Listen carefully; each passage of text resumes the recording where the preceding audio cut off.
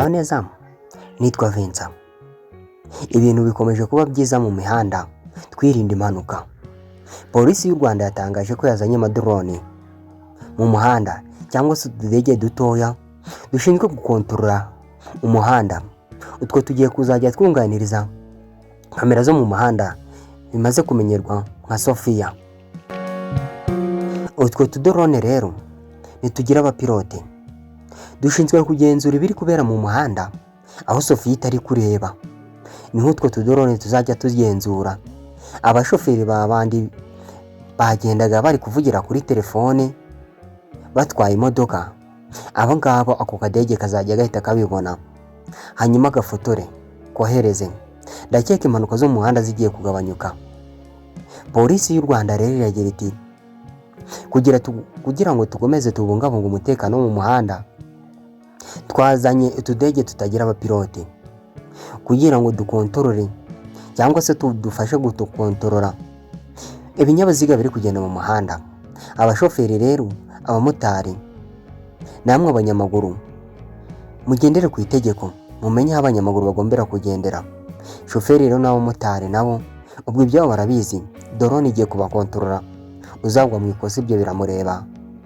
Ariko icyo twabisabira ni ugukurikiza amategeko nyine, nta kindi, kuko ibyo ngibyo nubyubahiriza iyi drone ntizaguca amande, ntizabasha kugufotora ngo wagize amakosa. Oya, ishinzwe kugenzura ibiri kubera mu muhanda, uri mu makosa ikamufotora. Ati abashoferi rero baga bari gutwara imodoka kubera hari ahantu hari Sophia bamaze kuhamenya, bamara kuyirenga bagatwara uko bashaka, bagaparika aho bashaka. Ariko utu tudege tuzajya tubikontorora buri kimwe cyose.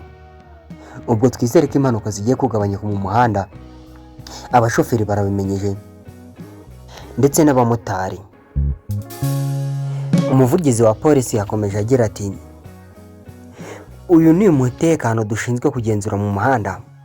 Twebwe abapolisi ntitwabishobora kuko tubahagarika abantu abapolisi, ariko ntihashira iminota 5 abashoferi cyangwa abamotari batari bamenya ahantu turi. Ariko iyi kamera yo bazajya bayubahiriza, utazayubahiriza ibyo biramureba. Ati hari ukuntu tugenda tugashyira abapolisi ahantu ngo bakontorore ibyo mu muhanda, ndetse dufite na kamera kandi dufite na Sophia, ariko abashoferi uburyo bahanahana amakuru ntiwapfa kubumenya.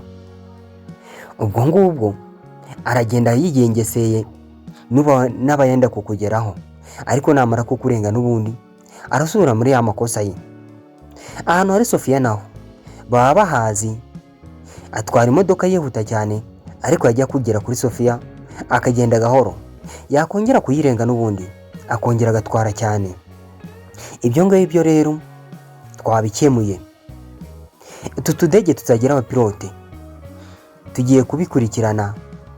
Shoferi nawe mumotari mwirinde, uzabirengaho itegeko rirahari rimuhana.